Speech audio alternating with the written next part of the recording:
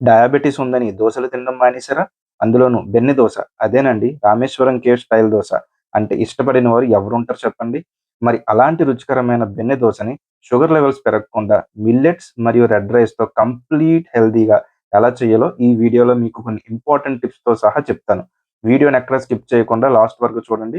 Welcome to my channel LWD vlogs life without diabetes. ముందుగా 75 గ్రాములు తొక్క తీసిన మినపగుళ్ళు మాత్రమే తీసుకోండి. ఇక్కడ నేను 225 గ్రామ్స్ 225 గ్రాములు ఊదలు తీసుకున్నానండి. ఊదలు మాత్రమే తీసుకోండి. ఎందుకంటే ఇవి తెలుపు రంగులో ఉంటాయి. ఉడికిన తర్వాత చాలా సాఫ్ట్‌గా ఉంటాయి. ఇంకా 75 గ్రామ్స్ రెడ్ రైస్ తీసుకోవాలండి. వీటిని నవ్వారా రైస్ అని కూడా అంటారు. బెన్నె దోసకి ఖచ్చితంగా ఈ రెడ్ రైస్‌ని యూజ్ చేస్తారు. కాకపోతే అక్కడ పైన పొట్టు తీసేస్తారు. ఇక్కడ మనం పొట్టు తీయట్లేదు. అంతే తేడా. దోస కలర్‌ని బ్యాలెన్స్ చేయడానికి ఒక గుప్పెడు పచ్చిశనగపప్పు, ఒక సగం గుప్పెడు కందిపప్పు. ఇంకా ఒక హాఫ్ స్పూన్ మెంతులు ఇందులో వేసుకోండి. ఇప్పుడు ఇయన్నీ మునిగేంత వరకు వాటర్ పోసుకొని కనీసం ఒక 8 గంటలైనా సరే ఓవర్‌నైట్ మొత్తం నానబెట్టండి. రాత్రంతా అంటే కనీసం ఒక 8 గంటలు బాగా నానిన తర్వాత వీటిని శుభ్రంగా క్లీన్ చేసుకొని ఈ విధంగా గ్రైండర్‌లోకి మొత్తం అంతా ట్రాన్స్‌ఫర్ చేసుకోండి. ఇక్కడ నన్ను ఈ ఒక్క విషయంలో మీరు క్షమించాలండి. ఎందుకంటే ఇక్కడ నేను నార్మల్ అటుకులు తీసుకున్నాను. వీటిని ఒక అరగంట ముందు 2 స్పూన్లు నానబెట్టుకొని దీంట్లోకి ట్రాన్స్‌ఫర్ చేసుకున్నాను. మామూలుగా అయితే నేను జొన్న అటుకులు యూజ్ చేస్తానండి. నాకు జొన్న అటుకులు దొరకలేదు. అందుకని ఇవి యూజ్ చేశాను. మీరైతే జొన్న అటుకులు యూజ్ చేయండి. మీరు ఈ దోసల పిండి కనీసం 45 నిమిషాలన్నా సరే గ్రైండ్ చేయాలండి.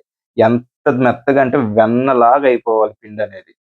మిక్సీ మాత్రం అస్సలు యూజ్ చేయకండి. దోసలని అస్సలు రావు. ఇక్కడ ఒక ఇంపార్టెంట్ టిప్ ఏంటంటే పిండి నలిగేటప్పుడు ఖచ్చితంగా మీరు చెయ్యి పెట్టి చెక్ చేయండి. అప్పుడే పిండి ఫెర్మెంటేషన్ అనేది మంచిగా అవుతది. గరిటె మాత్రం పెట్టి చెక్ చేయొద్దు. పిండి బాగా గ్రైండ్ అయిన తర్వాత ఇలాంటి లోతైన గిన్నెలో పిండిని మొత్తం అన్‌లోడ్ చేయండి. ఇప్పుడు ఈ పిండిని వెచ్చగా ఉన్న ప్రాంతంలో కనీసం 10 గంటలైనా సరే ఫెర్మెంటేషన్‌లో పెట్టాలి. ఇప్పుడు 10 గంటలు ఫెర్మెంటేషన్ అయిన తర్వాత పిండి రిజల్ట్ అనేది ఈ విధంగా ఉండాలండి. చూసారా? ఎంత బాగా ఫెర్మెంటేషన్ అయ్యిందో? ఇంత బాగా ఫెర్మెంట్ అవ్వడానికి కారణం నేను ఈ గిన్నెని ఈ విధంగా నేను రగ్గుల మధ్యలో పెట్టానండి. ఇక్కడ పిండి నలిగేటప్పుడు 4, 5 సార్లు నేను చెయ్యి పెట్టి చెక్ చేశాను.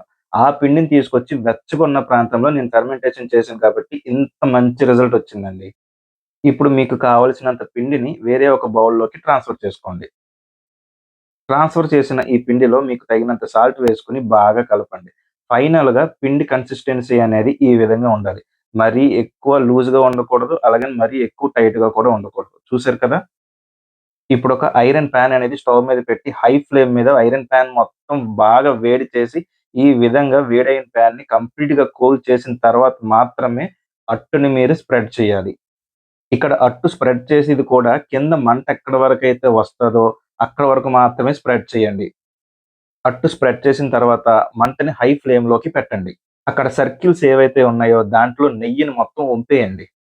ఇక్కడ హై ఫ్లేమ్‌లో మాత్రమే దోస కాలాలండి. లో ఫ్లేమ్‌లో మాత్రం పెట్టొద్దు. ఒక 2 నిమిషాల తర్వాత ఆ సర్కిల్స్ మొత్తం ఈ విధంగా రెడ్డిష్ కలర్‌లోకి వేగిపోతాయండి. అప్పుడు దోసని జాగ్రత్తగా ఫోల్డ్ చేస్తే రామేశ్వరం కేఫ్ దోస అనేది రెడీ అయిపోయినట్లే. ఇక్కడ మీరు నెయ్యికి బదులు వెన్న వేస్తే అది బెన్నె దోస అవుతది. అంతే అండి. ఈ విధంగా మీరు మిల్లెట్స్‌తోని నేను చెప్పినట్టు ఫెర్మెంటేషన్ గాని కరెక్ట్‌గా చేస్తే రామేశ్వరం కేఫ్ దోస లేకపోతే బెన్నె దోస అనేది హెల్తీగా మనం తినొచ్చు. రామేశ్వరం కేఫ్‌లో ఏ విధంగా అయితే ఉంటాదో, అదే విధంగా ఈ దోస పైన క్రిస్పీగా, లోపల సాఫ్ట్‌గా ఖచ్చితంగా నేను చెప్పినట్టు చేస్తే వచ్చి తీరుతుంది.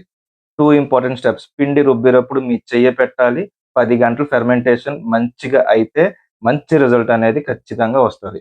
ఈ వీడియో గాని నచ్చితే లైక్ చేయండి, షేర్ చేయండి, సబ్స్క్రైబ్ చేయండి. Thank you.